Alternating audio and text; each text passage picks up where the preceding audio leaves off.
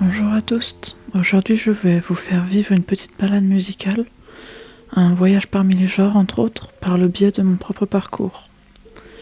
Je vais vous parler de styles de musique et d'artistes dans l'ordre dans lequel je les ai découverts, et j'espère que ça vous passionnera autant que moi. Je tiens quand même à faire un petit disclaimer, je ne suis pas spécialiste en musique pour définir que tel genre est comme ça, et que ça c'est de tel genre musical. Donc il y aura peut-être des mauvaises informations, mais mes connaissances peuvent être remises en question. Je ne détiens pas la vérité absolue. Je ne vais pas commencer l'histoire lorsque j'ai récupéré mon tout premier MP3 en primaire, car il n'y a pas grand chose d'intéressant à en dire. À cette période, j'avais surtout des YouTube poops de musique, des musiques de youtubeurs ou bien tirées de playlists pour gamers. Je vais plutôt commencer vers le collège, lorsque j'ai commencé à écouter de la musique plus sérieusement et à en trouver par moi-même. Vers la fin du primaire et au début du collège, ma playlist était surtout composée de musique que mon père et l'un de mes aînés me faisaient découvrir. De par l'influence musicale de cet aîné, j'ai commencé à chercher sur YouTube des musiques avec les mots-clés épique et badass. Et c'est là que je vous fais écouter la première musique de ma playlist que j'ai trouvée seule, Dragon Age par Nature. C'est avec ça que toute mon exploration musicale a commencé et que toute l'exploration musicale que je vais vous faire vivre aujourd'hui commencera.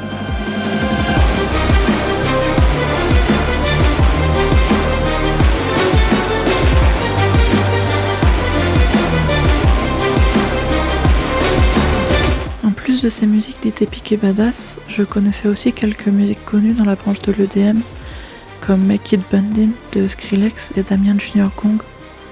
Skrillex a popularisé la dubstep sous une forme plus agressive qui a été nommée par les puristes de la dubstep la brostep. La dubstep étant un sous-genre d'EDM inspiré par la drum and bass et la dub.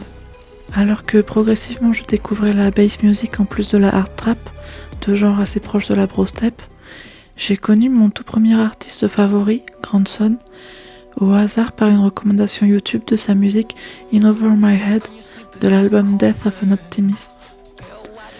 Avec ces musiques qui mélangent le rock alternatif, le hip-hop et l'électro, j'ai dérivé vers une grosse période epic rock qui durera jusqu'en 4ème et qui, de par la branche rock, me fera découvrir un artiste que j'ai beaucoup aimé, D-Rox.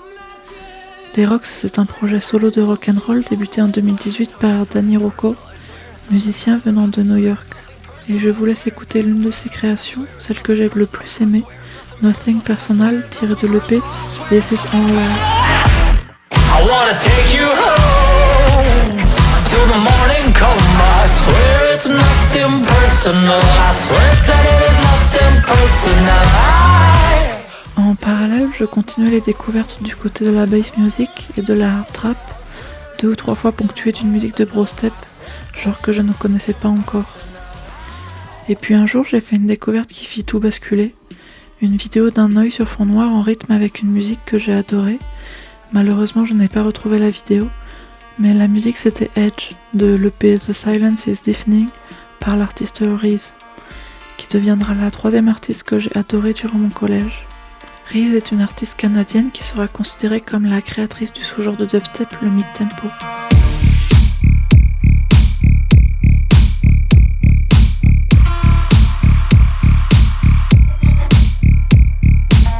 Après ça, j'ai ajouté un bloc de musique de cet artiste dans ma playlist, et plus largement de brostep. Ce n'est donc pas tout à fait ce qu'elle fait, mais je n'ai pas connu le nom spécifique de son sous-genre de suite.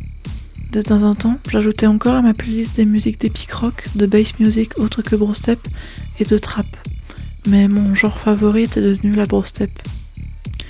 En 3ème, rattaché à Reese par son style et leurs quelques collaborations, j'ai découvert l'artiste Death Pact, que j'ai adoré de suite, peut-être même plus que Reese, avec des basses très grasses et vocales que vous pourrez entendre dans Chemical Bond, la musique en collaboration avec Reese qui me l'a fait découvrir.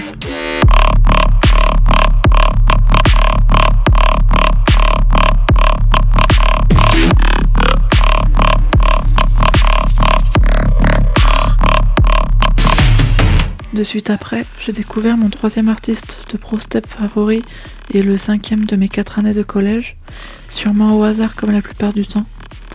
Cet artiste, c'est Subtronics, que j'ai découvert avec sa musique Clockwork de son EP String Theory, qui reste encore aujourd'hui l'une de mes préférées.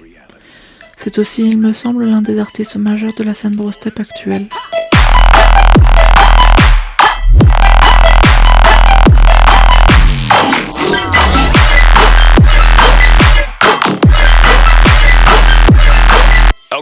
Je pense qu'on peut l'entendre, et moi aussi je l'avais remarqué.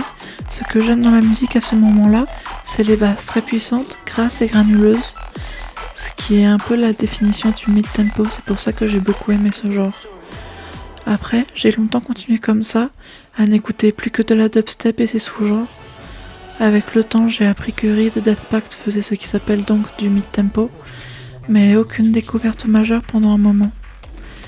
Puis un beau jour, j'ai découvert Apache, un artiste belge vivant à Montréal, mélangeant la brostep et parfois la trap avec un orchestre.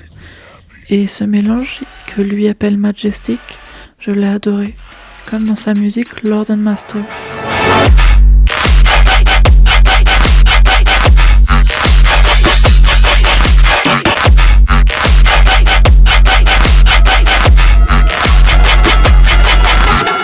J'ai ensuite découvert l'artiste One True God, faisant un style proche des sonorités du mid-tempo appelé Dark Clubbing, et dont j'ai beaucoup écouté de ses musiques auparavant.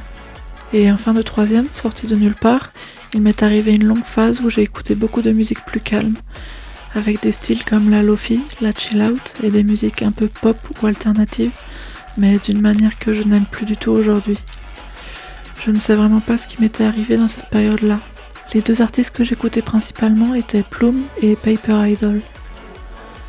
Ça sortait de nulle part, mais ça laissait quand même savoir que je peux écouter autre chose que de la brostep, car je n'écoutais pratiquement plus que ça au quotidien depuis peut-être ma 5e, ce qui montre donc qu'une porte est ouverte pour la suite.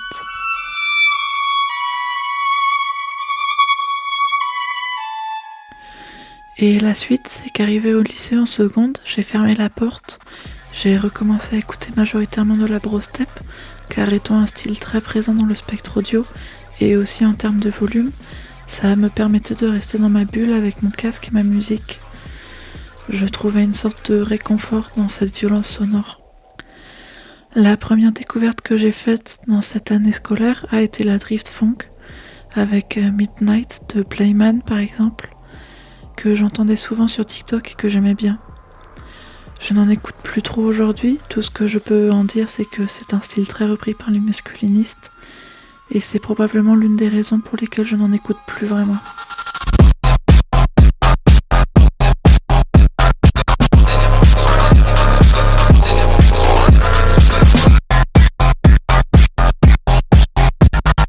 De la drift funk, étant un peu dans l'univers du rap, j'ai découvert Kill Dial, que j'ai beaucoup aimé pendant une période. C'est un artiste de scream rap ou de trap metal. Les deux styles sont un peu confondus il me semble, ou en tout cas moi je les confonds. J'ai découvert Kill Dial avec sa musique JFK, dont il faisait la promotion sur TikTok, mais lui aussi j'ai arrêté de l'écouter.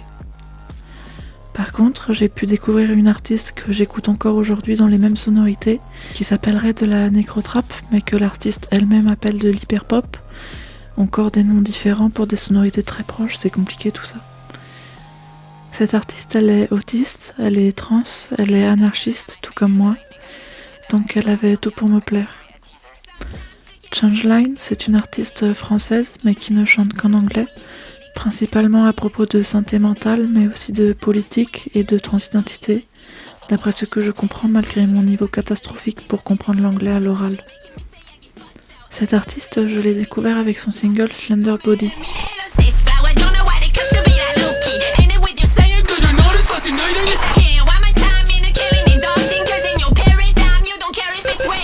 Par la suite, dans les sous-genres de la dubstep, j'ai découvert Lifetime, découvert en regardant les commentaires sous une vidéo d'une musique de dubstep qui avait une sonorité particulière que j'aimais bien. Et le premier artiste que j'ai découvert dans ce style, c'était Not Low. Lifetime, c'est un style qui potentiellement ne s'entend pas si vos haut-parleurs ne permettent pas d'entendre les basses ou de ressentir les subs. En parallèle, le temps d'une soirée pendant mon année de seconde, je me suis intéressée à l'indie rock, dans un style avec la connotation musique de TikTok mais que j'aime bien. C'est peut-être à ce moment-là que j'ai décidé de ne pas m'empêcher d'écouter des musiques que j'aime à cause de l'image renvoyée par les autres, même si écouter de la brostep c'était pas déjà super commun. Et donc, alors que maintenant j'ajoutais à ma playlist quelques classiques de la musique indé selon TikTok, j'ai découvert l'artiste Eugène, qui n'est pas du tout un artiste d'indie rock, mais de brostep, ou peut-être d'autres choses encore. Actuellement, je ne sais toujours pas si son style a un terme existant. Pour vous le faire découvrir, je vous fais écouter ma préférée, Six Speed, de son EP Kurayami EP Part 1. C'est un artiste assez petit, alors je n'ai pas vraiment d'informations à vous partager sur lui, outre sa musique difficile à trouver sur YouTube, si on ne recherche pas son nom d'artiste plus le titre bien écrit d'une de ses musiques.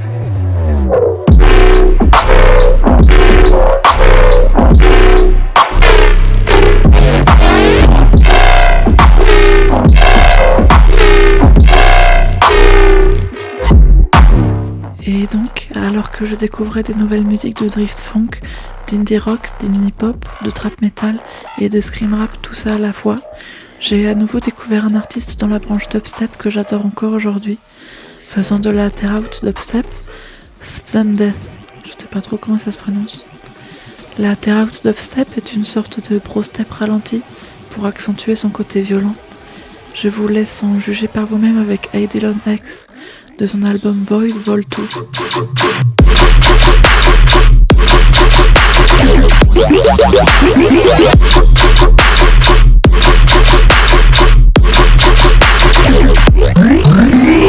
En seconde, mon seul ami du collège à être dans le même lycée que moi a commencé à traîner dans un groupe. C'était celui des éco-shows, toughers, militants, homo et trans, parfois même tout à la fois, un peu presque comme moi. Et on restait avec ce groupe presque tous les midis à côté du lycée. Finalement, c'était mon groupe aussi, et en faisant partie d'eux, j'ai découvert l'existence de la techno avec un K. Même si je connaissais déjà son existence grâce à une de mes aînés, qui allait parfois en free party. Je crois que c'est en début de première, alors que j'avais envie de me rapprocher d'une des personnes et de mieux la connaître, que je lui ai demandé des recommandations de musique. Et c'est après ça que j'ai commencé à écouter un peu d'acidcore et de musique techno en général. Mais mon genre préféré du milieu vient d'Allemagne de l'Est, c'est de la hard tech avec 2 K. Même si ce style est peut-être plus en lien avec la techno CH. De ce genre, je vous présente le classique Blow Monarchy Vol 3 de Cortex Sound, tiré de son album Blow Monarchy.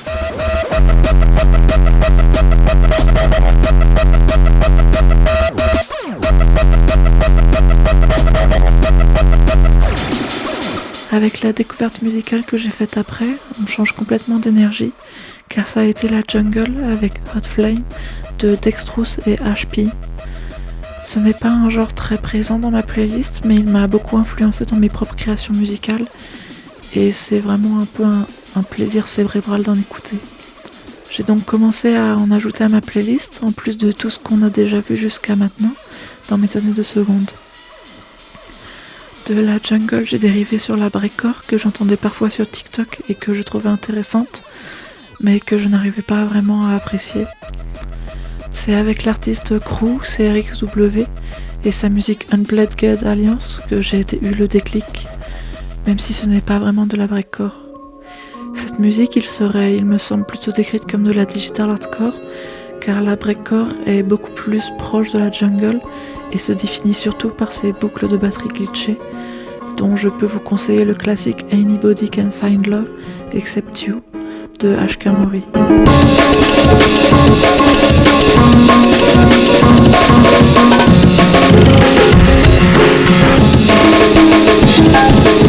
Après les vacances de décembre de mon année de première, j'ai rencontré quelqu'un avec qui on a commencé à avoir une bonne relation. Ça devenait la personne principale dans ma vie, alors elle m'a amené sa diversité musicale pour laquelle j'avais déjà été tentée, les musiques indées de TikTok. Et c'est devenu ce que j'écoute encore principalement aujourd'hui, bien que ça ait beaucoup évolué depuis. Cette personne m'a réintroduit là-dedans, avec un artiste que je sais maintenant accusé de viol et donc dont je ne vais pas parler, mais par la suite, lors d'une soirée à parler ensemble par message, j'ai de mon côté découvert le groupe Blood Cultures, dont j'avais l'impression de déjà connaître certaines musiques comme Beneath the Moon and Me, mais je préfère vous en faire écouter ma préférée, Graveyard Vibes, de leur album Luno. In your soul.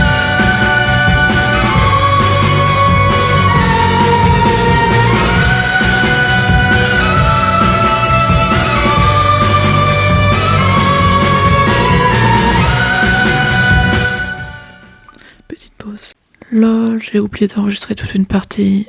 Donc, désormais, les musiques avec des grosses basses se font rares dans ce que j'ajoute à ma playlist. Je découvre des artistes et des groupes plus calmes comme Syncrushist Motorist, Alex G, TV Girl ou encore Video Club. Mais surtout, suite à une recommandation de la personne avec qui je parlais tout le temps, Jack Stauber avec sa musique Cupid. Il a fallu quelques temps avant que je m'y intéresse plus que ça, avant que je réalise que waouh, ça a vraiment une vibe unique que j'adore, et que j'aille regarder ce qu'il faisait d'autre. La première fois que je suis allée creuser dans sa discographie, je me suis arrêtée à ses plus connus, comme Buttercup de son album iconique Pop Food.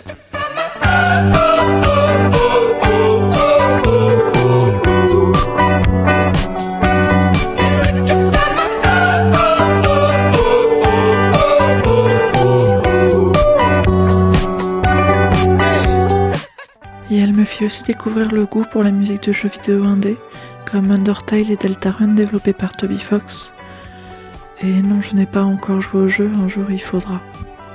Par la suite, elle me fit aussi découvrir la web-série Ena, postée sur YouTube par Joël G, dont j'ai longtemps juste écouté les musiques avant de la regarder à peu près. J'ai surtout regardé une vidéo d'analyse parce que, comme je l'ai dit, j'ai du mal à comprendre l'anglais à l'oral, donc en plus dans une série loufoque, au secours. Mais sinon, elle est très intéressante au niveau de son style graphique, scénaristique et sonore. Original et visuellement inspiré des jeux vidéo, c'est décrit comme de la hardcore ou de la webcore. Ensuite, j'ai recommencé à découvrir des musiques un peu dans tous les styles déjà vus auparavant, et j'ai perdu la relation avec cette personne, ce qui m'a fait arrêter le lycée en fin de première. À ce moment, j'ai beaucoup ajouté de musique comme celle de Syncrushist Motorist, des trucs un peu en mode dépressif. Mais lorsque j'ai réussi à aller mieux, j'ai découvert la Rally House avec la musique Gear Shift de l'album Remove Before Fly par DJ Mickey G The Fox.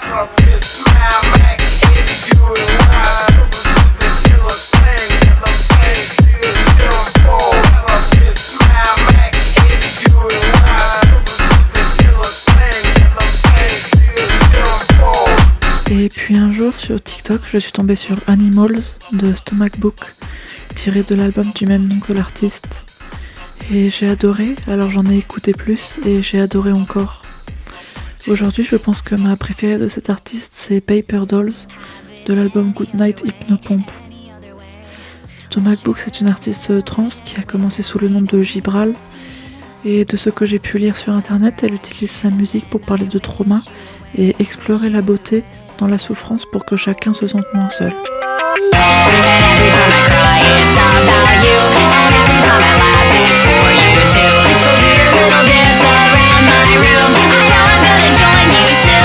Grâce à la page Spotify de cet artiste, j'ai découvert un groupe que j'aime beaucoup, qui est pour moi ma découverte préférée la plus récente, Willy Rodriguez Was Taken.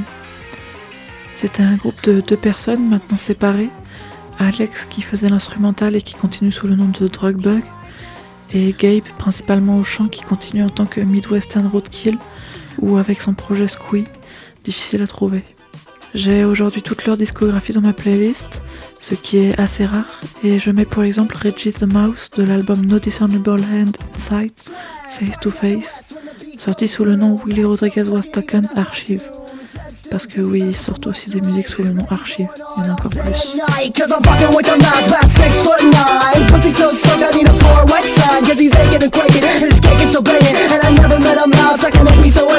Pas longtemps après, j'ai découvert un ou des styles que j'adore, sûrement dans mon top 3, avec en premier la brewstep et ses sous-genres forcément. C'est assez confus entre ces deux genres dont j'ai déjà vu les noms mélangés pour en faire un unique. Je parle du Midwest Emo et du Screamo, qui ensemble ferait le Midwest Screamo, et qui pourrait aussi s'appeler le Scrams, le Shrams. Je sais pas comment on le prononce. Je vous laisse avec ce classique plutôt du côté Midwest Emo, I'm Still Cheering for the 1980 US Hockey Team, par le groupe Rockwood tiré de leur album Summer.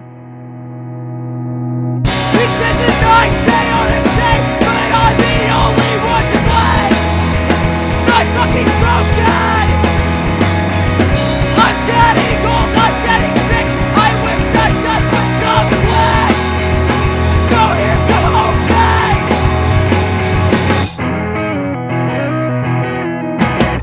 ensuite découvert la funk à la Freddie Dredd avec son album Seize and Disintegrate, entre autres la funk d'origine.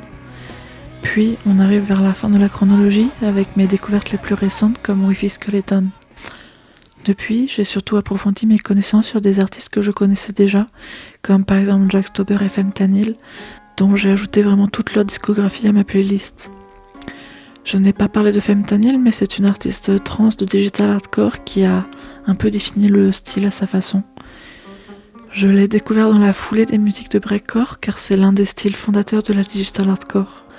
Je pourrais aussi parler de Igor avec 3 R, dont j'ai découvert la musique Petit Moineau par une recommandation YouTube que j'ai partagée sur un serveur Discord sur lequel j'étais à ce moment-là, il y a 1 an déjà. Ce qui a fait que j'ai un peu discuté avec une personne qui connaissait déjà, qui était fan et trop contente de trouver quelqu'un apprécié aussi, et qui m'a fait découvrir Ruby My Dear après m'avoir conseillé certaines musiques de Igor.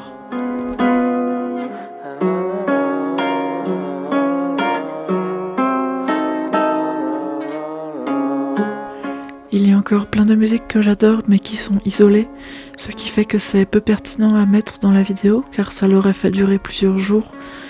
Il faut savoir que j'ai quand même 2925 musiques en tout au moment où j'écris ça, donc ça durerait vraiment très longtemps si je voulais parler de chaque musique que j'aime.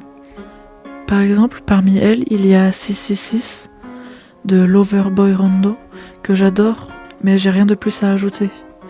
J'ai plein de musiques de ce genre dont je ne connais pas vraiment l'artiste derrière et dont j'écoute peut-être même qu'une seule musique parmi toute sa discographie, même si cette musique fait partie de mes préférées, car même quand des fois ça me pousse à aller écouter ce que l'artiste ou le groupe fait d'autre, aucune des autres musiques n'est spéciale comme celle que je connais déjà. Maintenant je vais essayer de vous expliquer comment je fais depuis des années pour découvrir des musiques et des artistes. J'ai commencé, et je fais encore principalement ça, sur YouTube, en allant de recommandation en recommandation. Dès que je vois une vidéo qui a l'air d'être une musique, je clique dessus, ou bien je me fais une file d'attente quand je suis sur mon ordinateur. Et comme ça, je découvre des nouvelles musiques, des nouveaux artistes, des nouveaux genres de musique.